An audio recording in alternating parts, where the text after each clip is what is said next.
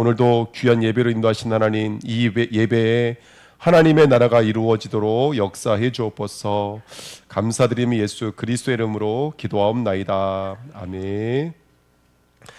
우리는 저와 여러분들이 연약하고 부족하지만 그래도 하나님은 우리를 빛으로 진리로 또 그리스도의 형상으로 구별하신 선지자로 제사장으로 왕으로 이 땅을 살아가고 있는 줄 믿습니다. 아멘. 그래서 복음의 이 성경에 있는 약속들이 멀리 있는 얘기가 아니고 우리의 삶으로 정말로 이렇게 맞아지면서 그것이 적용되어지고 깨달아지고 누려지는 축복된 삶이 됐으면 좋겠습니다. 오늘 새벽에 말씀드렸던 것 좀 다시 한 번 더 말씀드리려고 하는데요. 이 세리 레위는 아시겠지만, 레위 오늘 새벽에 말씀드리신 분은 아시겠지만, 세리는 하나님께서 아론을 도와서, 그러면 아론의 아들들을 도와서, 다시 말하면 제사장들을 도와서 성막 또는 회막의 일을 섬기라고 세웠던 지파가 바로 레위 지파입니다. 근데 그 레위 지파가 하는 일이 여러 가지가 있었어요. 다윗도 레위 지파를 불러서 성전을 세우면서 뭐 떡 굽는 일, 과자 굽는 일, 그렇죠? 제단에서부터 시작해서 회막 봉사를 위해서 모든 일을 섬기도록 레위 지파를 다윗도 똑같이 하나님의 말씀대로 불러서 그 일을 역대상에 했다는 것을 우리가 봤습니다. 오늘 새벽에. 그러면서 출애굽기 30장 11절부터 15절에 보니까 그 레위가 하는 일 중에 하나가 뭐냐면 바로 속전세를 걷는 거예요. 성전에 들어갈 때, 성막에 들어갈 때마다 세금을 내는 게 있었거든요. 속전세를 걷는데 그 세금을 그냥 성전세라고 부르지 않고 속전세라고 불렀어요. 속전세는 생명을 대속하기 위해서 내는 세금이에요. 약간 의미가 다르죠. 성전에 들어가기 위해서 입장료를 낸 게 아니라 늘 우리가 성막 들어갈 때마다 우리가 또 이 회막에 들어갈 때마다 날마다 20세 이상은 뭘 기억을 해야 되냐면 나는 뭐가 필요하다라는 거예요. 나는 대속의 은혜가 아니면 안 돼요. 나는 누군가 날 위해 죽어줄 메시아, 여자의 후손이신 예수 그리스도, 노뱀이신 그분이 오면 안 돼요. 그거 잃어버리지 않게끔 세금을 걷어들이는 일을 했던 사람이 바로 레위 지파입니다. 그러니까 20살 이상의 남자들은 들어갈 때마다 부자나 가난한 자나, 부자라고 해서 많이 내는 법이 없어요. 우리는 헌금이라고 하는 것은 자신의 어떤 믿음으로 드리잖아요. 정해져 있는 게 아니라 믿음으로 드리잖아요. 근데 이 속전세는 정해져 있는 거예요. 부자라고 해서 많이 내면 안 돼요. 가난하다 그래서 적게 내지도 않아. 이거는요 절대로 안 돼요. 이것은 속전세예요. 다시 말하면 예수 그리스도를 상기시켜주는 그 예물인 거예요. 그것을 걷어들이는 일을 했던 사람이 바로 레위 지파인 거예요. 그렇죠? 근데 이 레위라는 이 친구, 이 세관으로 앉아있는 이 친구의 이름이 레위예요. 한번 우리가 정말 그냥 우리가 지나가지 마시고 우리가 아들의 이름을 지을 때는 그 사람의 어떤 삶이 이랬으면 좋겠다라는 그 아버지의 믿음이잖아요. 그러면 아버지는 어떻게 살기 원한 거예요? 너가 이 시대에 레위로 살았으면 좋겠다. 너가 성막과 회막을 섬기면서 너가 그렇게 속전세를 걷는 삶을 살았으면 좋겠다. 그렇게 속전세를 걷어서 교회를 섬기고 교회가 교회되게 하고 성막이 성막되게 하는 그 일을 했으면 좋겠다. 20세가 누굽니까? 20세. 이스라엘의 20세는 누구죠? 비로소 사회 공동체의 일원이 된 거예요. 이제 너는 너가 맡은 직무의 일을 감당하면서 사회를 위해서, 공동체를 위해서 네가 헌신하고 수고할 수 있는 나이가 20세 이상이에요. 그 사람에게 속전세를 거둘 수가 있는 거예요. 그런데 한 가지 기억해야 돼. 구원은 너희들의 힘으로 되는 건 아니야. 20세가 되면 힘이 생겼잖아요. 이제 공동체를 위해서 자기가 맡은 일을 할 수 있어요. 군인은 군인의 일, 제사장은 제사장의 일을 해야 된다고요. 근데 이 속전세 앞에서만큼은, 생명 앞에서만큼은 우리는 아무 힘도 능력도 없는 거예요. 누구만 전적으로 의지해서 이 속전세물 제물 되시는, 희생 제물 되시는 메시아 예수 그리스도를 의지해서 살아가라는 거예요. 그래서 이 모든 일들을 정말로 언약을 붙잡고 일하는 사람이 레위인데 그 아버지의 믿음인 거예요. 아버지의 믿음. 너는 그렇게 살았으면 좋겠다. 너는 정말로 그 예수 그리스도 속전세물 제물 되시는 예수 그리스도 완전히 연합했으면 좋겠다. 그런 연합된 삶을 살았으면 좋겠다 그랬는데 이 아들이 커서 뭐가 돼버린 거예요? 그렇죠? 가이사의 세금을 걷는 사람이 돼버린 거예요. 그리고 그 세관 자리에 앉아 있는 거예요. 어떻게 보면은 영적인 원리, 복음의 원리에 붙잡혀져 있는 사람이 아니라 세상의 원리, 만몬, 우상, 정말로 이 땅의 육신의 욕구 위에 앉아있는 한 명의 아들이 돼버린 거예요. 그렇게 앉아있는 아들이었어요. 제가 왜 이 말씀을 오늘 드리냐면 한번 여러분 성경을 찾아보세요. 성경에 알페오라는 사람의 이름이 나와요. 아시나요? 12제자의 제자 중에서 2명이 누구의 아들이라면 알페오의 아들이에요. 알페오의 아이들이 누구냐면 바로 야고보와 다데오예요. 맞죠? 제가 틀렸나요? 다데오인가 한번 그럴 거예요. 근데 그 당시에 누구의 아들 그럴 때는 그 사람이 유명했다는 거예요? 유명하지 않았다는 거예요? 굉장히 유명했다는 거예요. 그러니까 누구 아들 그러면 이 사람은 당시에 이 성경을 썼던 그 배경 속에서는 모르는 사람이 없었다는 얘기예요.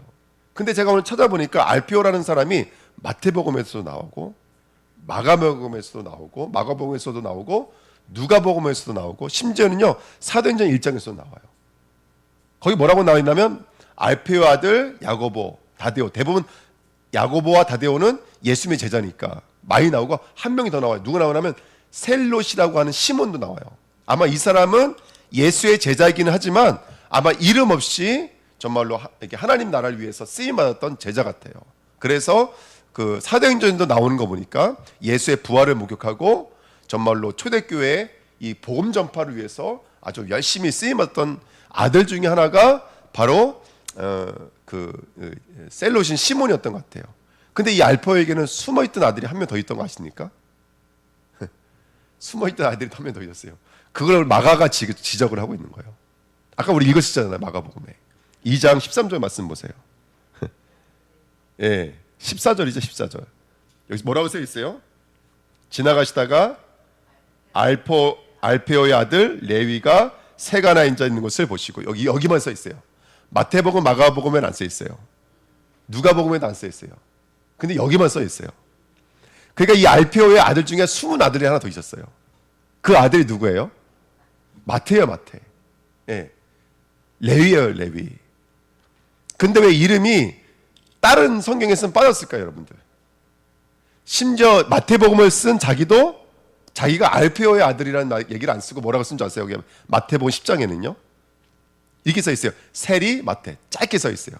자기를 직역했을 때는 세리 마태. 그 다음에 알페오의 아들 야고보와 다데오 이렇게 써 있어요. 왜 그랬냐면 출교당한 거예요. 아버지로부터 뭐가 된 거예요? 족보에서 파냄을 당한 거예요. 당시에는 지금도 그래요, 여러분들. 이스라엘 사람들은요 신앙관에 있어서는 철저하잖아요. 만약에 내 딸이 이 신앙에 누가 되면 딸을 죽이는 게 합법이에요. 지금 명예살이라는 게 있잖아요. 그게 바로 이스라엘 사람들이에요. 당시에 이 사람들은 아버지의 믿음, 아버지의 신앙을 벗어나버리면 호적에서 파버리는 거예요. 버려버리는 거예요. 그러니까 자기만의 출교를 시켜버리는 거예요. 근데 이 사람들 예수 믿는 것 때문에 유대교로부터 출교당했거든요. 근데 알피오의 믿음이 보통은 아니었던 것 같아요. 왜냐하면 2명의 아들이 예수의 제자였고 1명의 아들은 정말로 숨은 독립운동가처럼 그렇게 복음 전하는 친구로 쓰임 받았거든요. 근데 이 마태는 몇째인지는 모르겠지만 그게 레위의 삶을 살기를 원하는 아버지의 마음을 잊어버리고 그렇게 속전세물만 의지하는 삶, 그거 속전세물만 연합하는 삶을 잊어버리고 어떻게 삶을 살아가고 있냐면 돈과 연합하는 삶을 살아가고 있는 거예요. 그러니까 알페오가 자기의 아들에서 호적을 빼버린 아들 중에 하나가 바로 이 마태였던 것 같아요. 그것을 마가복음이 아주 이렇게 적나라하게 지적을 하고 있죠. 그럼 이제 아빠가 이 아들을 어떻게 생각했을지를 보면 당시의 마태를 어떻게 생각했을지를 알 수 있죠. 그렇죠? 본인도 자기를 뭐라고 쓰고 있어요? 세리 마태 이렇게 쓰고 있으니까요. 죄인 중에 죄인이에요. 죄인 중에 죄인. 그래서 오늘 말씀드렸지만 이 죄인이라고 하는 형용사는 뒤에 붙어 있는 뭘 수식한다 그랬어요? 세리를 수식한다 그랬죠. 그래서 뭐죠? 죄인 및 세리가 아니에요, 원래는요. 성경 원문에는 죄인인 세리예요. 당시에 모든 사람이 죄인 그러면 첫 번째로 불렀던 사람 중에 하나가 바로 세리였어요. 그러니까 완전히 예수 그리스도 떠나서 물질과 만문에 연합하고 있는 삶을 살았던 사람이 마태였던 거예요. 그래서 심지어는 그 아버지로부터도 호적에 파버림을 당한, 가족으로부터도 분리시킴을 당한 그런 아들이었던 거예요. 본인도 그거를 인정하고 있는 것 같아요. 오늘 다시 말씀드리지만 레위라는 그 엄청난 좋은 이름을 본인도 쓰지 않았어요. 그래서 마태는 자기 이름 뭐라고 부른다면 선물이라고 불렀다고요. 근데 그 선물이라고 부른 마태가 마태복음 9장만 보실까요?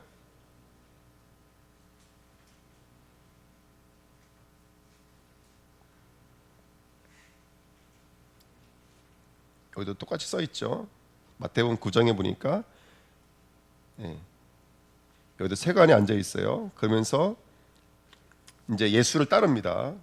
9절에 보니까 예수께서 그곳을 떠나 지나가시다가 마태라고 하는 사람이 세관에 앉아 있는 것을 보시고 이르시되 나를 따르라 하시니 일어나 따르니라. 할렐루야. 아멘. 저와 여러분들이 오늘 물질을 따르는 인생이 예수를 따르는 인생으로 바뀌어지시길 축복드립니다. 아멘. 그런데 이제 어디로 갔냐면 이 예수님이 마태 집에 가셨어요. 식사를 하시는 장면입니다.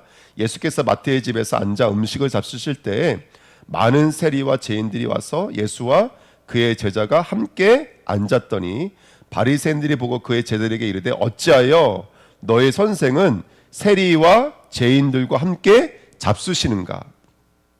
12절 예수께서 들으시고 이르시되 그 다음에 뭐라고 말하는 거예요? 건강한 자에게는 의사가 쓸데없고 병든 자라야 쓸데 있느니라. 아멘. 여러분 이 말을 우리로 말하면 어떤 말이 되는 거죠? 죄인이 아니라 누가 필요하다고요? 죄인이 아니라 예수가 필요한 거예요. 아멘. 누가 예수와 연합할 수가 있는 거예요? 누가 진정한 속전세를 드리고 누가 그 진정한 이 속전세를 받아서 하나님 나라를 위해서 선자제사 왕적 삶을 살 수가 있을까요? 누가 살 수 있을까요?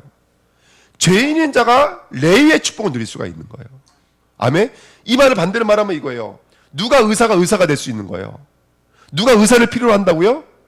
병들어야지만 의사가 필요한 거예요. 아멘. 이게 굉장히 무서운 말인 거예요, 여러분들. 누가 예수를 믿고 예수를 따라갈 수가 있냐면 내가 죄인인 것을 아는 자가 따라갈 수가 있는 거예요. 이게 영적인 키인 거예요. 그래서 그 밑에 이렇게 써 있죠. 너희는 가서 내가 긍휼을 원하고 제사를 원하지 아니하노라 하신 뜻이 무엇인지 배우라. 나는 의인을 부르러 온 것이 아니요 누구를 부르러 왔다고요? 죄인을 부르러 왔노라 하시니라. 예수가 누구를 부르러 온 거예요? 예수가 죄인을 부르러 오신 거예요. 할렐루야. 예수가 이 땅에 의인을 부르러 온 거 아니야. 왜냐하면 의인들은 예수가 필요가 없어요.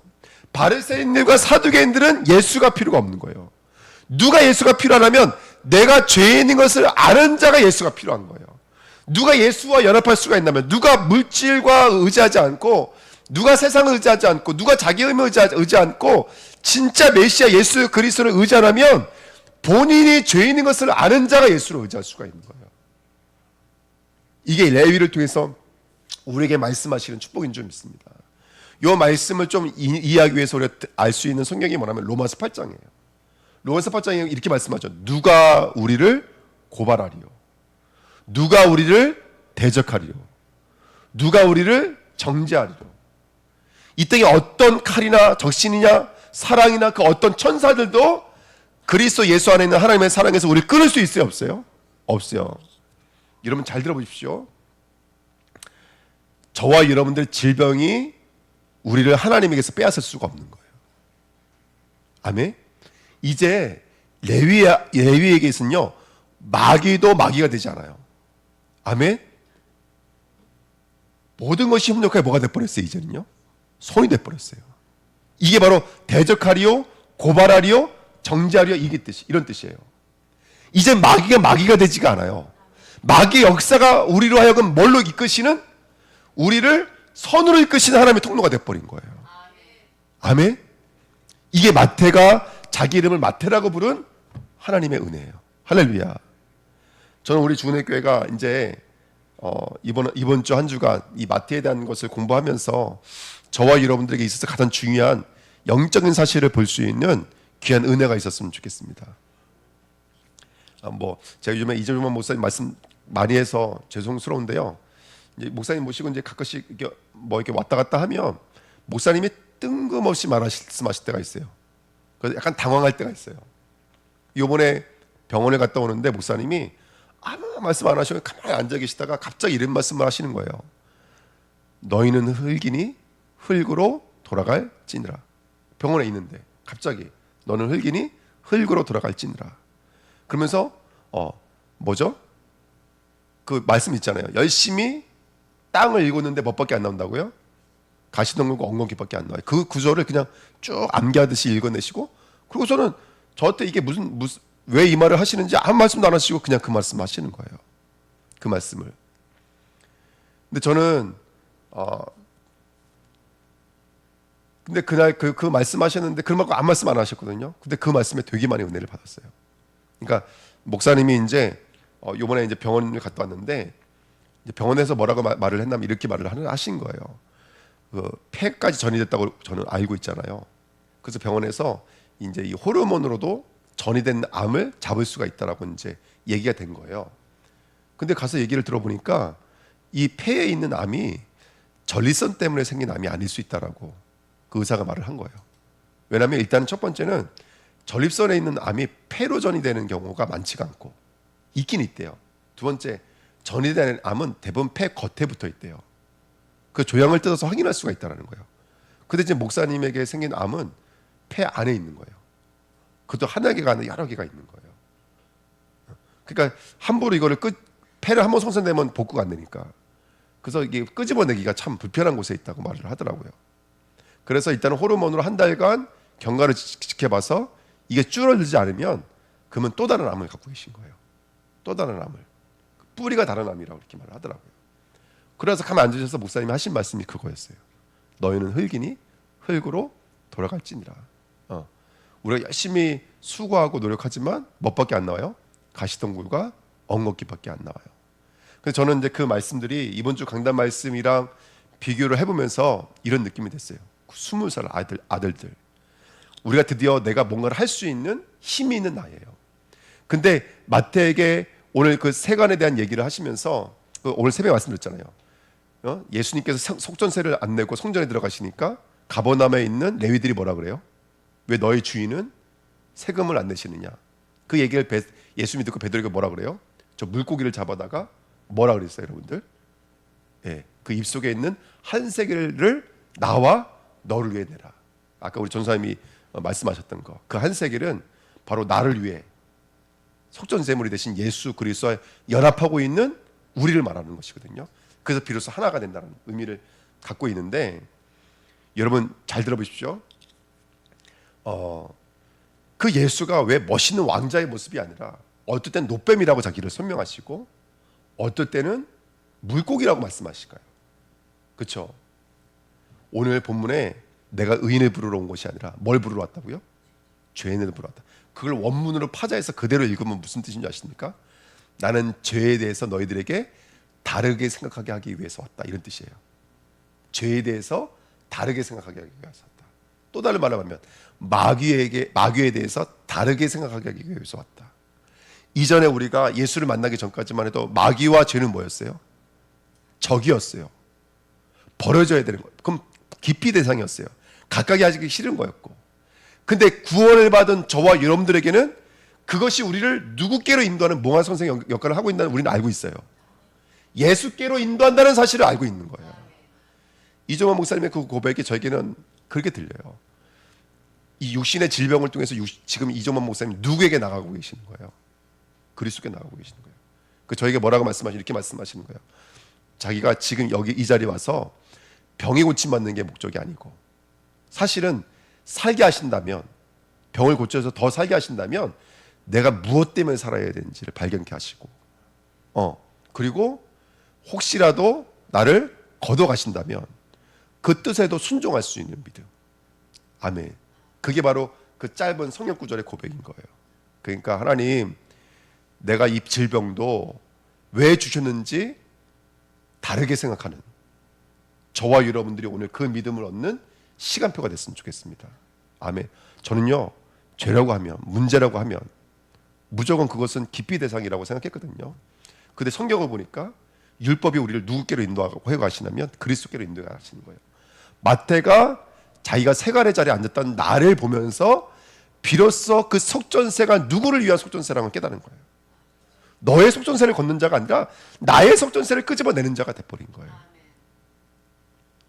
창세기부터 저는 그 목사님이 지나가는 그 흙이라는 말이 야, 창세기부터 계시록까지 변치 않는 하나님의 마음이셨구나. 그래서 예수님이 죄인의 형상, 죄인의 모양으로 이 땅에 오신 것이구나. 아멘. 여러분, 우리 주은혜 교회가 오늘 정말로 이웃의 연약함이 보인다면 그 연약함과 뭐하고 계시는? 연합하고 계시는 그리스도를 보셔요. 그럼 제사장이 되는 거예요. 그럼 중보할 수가 있는 거예요. 깜깜해요. 답이 없어요. 이건 도대체 무슨 일인지 모르겠어요. 거기서 말씀의 어떤 인도와 역사를 보는 거예요. 아, 이건 내가 갱신해야 될 부분이구나. 아멘. 이건 안전한 거구나. 이게 보여진다면 그게 바로 빛의 선지자권인 거예요. 할렐루야. 말씀의 떡이요. 이제 이번 주에 추수감사절 때 드릴 말씀이거든요. 정말 그 말씀을 가지고 저와 여러분들이 오늘도 정말로 승리한다면, 위의 것을 볼 수 있다면, 진리의 것을 볼 수만 있다면 저와 여러분도 오늘도 믿음으로 승리하게 될 줄 믿습니다. 왕권이 왕권. 그래서 그 말씀의 떡을 나눠주는 자가 되는 거예요. 그래서 저와 여러분들이 오늘 다시 한 번 더 우리 깊이 묵상해 봤으면 좋겠습니다. 어둠이 아닙니다. 신자한테는. 할렐루야. 죄가 아닙니다. 그렇다고 죄지란 말이 아니에요. 그렇게 우리가 가난하게 우리가 복음을 듣지 마세요, 여러분들. 우린 그 정도 수준 아니잖아요. 그렇죠?